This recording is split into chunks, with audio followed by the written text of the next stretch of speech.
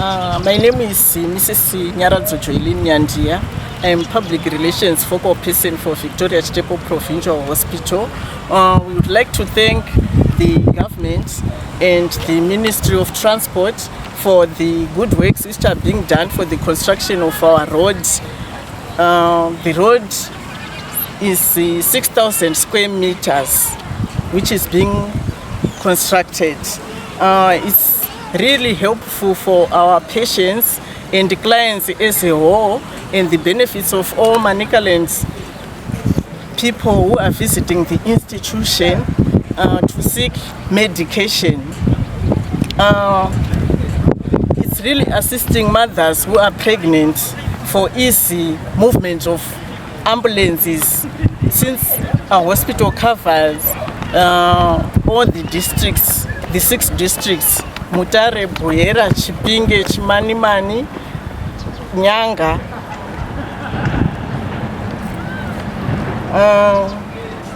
The hospital executive and staff as a whole are really appreciating the good works which are being done.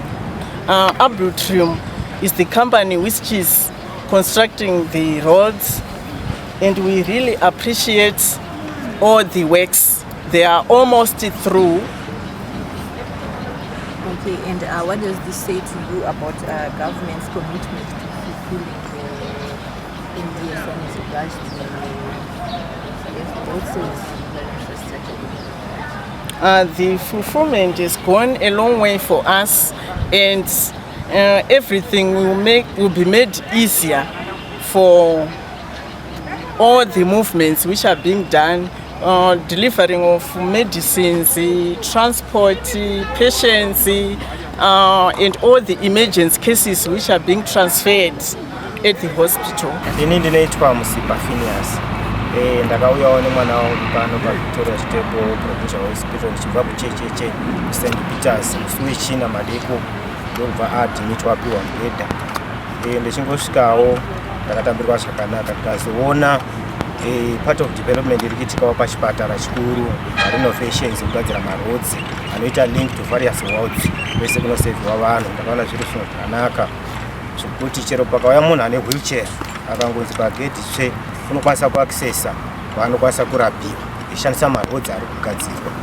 It's a good development. Ndakazviappreciatawo, ndakaona kuti zvinhu zvakanaka. Thank you. Ini ndinoitwa kuda kwashe kuwanda. Ndakabva kuodzi panonzi kuchiwere. Ndine mudzimai ane mafibroids, female ward. Hakuzi kutanga kuya pano paVictoria Chitepo, asi zvandazodzoka iye zvino nhasi ndiri kuona shanduko yakanyanya, kunakidza chakanaka mukaka haurungwi munyu, kunaka kwaita nzvimbo yedu namagadzirwo airi kuitwa. Haazoreva kuti pachipatara chero uchirwara pakutoyevedza kusvika, ende wakutonzwa kuti ndiri kuenda kuchipatara, hapachatyisi. Marodzi edu aya aiwa chakanaka. Tinotenda maoko ese ari kuita pazviri mazvita. Ini ndinoitwa Joseph Morinda, ndiri mugari wemuno maMutare, ndinogara kuTangamvura. Ini ndiri sales person, saka ndinogara ndichiuya pano pachipatara kwenguva ndagara ndichiuya pano pachipatara kwenguva yakati rebei. Zvimwe zvese zvendaiona panapa zvaindifadza. The staff good looking, the premises good looking, asi panze panapa paunotanga kusvikira paityisa. Saka kuzouya kwendazoita ndambenge ndisiripo for some time, ndiri kushandira somewhere else as a sales person. Saka pendazoya nhasi uno ndatombofunga kuti pamwe ndiri at a wrong place, ngekuti pachinja paitwa a massive facelift zvekutoti unongoziya kana dai uri munhu ari kurwara unototanga kuti ndopanotangira healing process yacho iyoyo, nekuti unotanga kungozwa manyuku ekuona nepaunenge uri kufamba.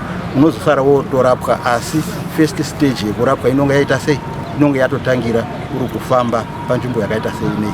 Unlike before waiona motikari dzichita njenga mapituwo anonzi mapotholes, uchitoita seucha kuwarira uripo uchitsika uchitokuwarira wapa chipatara.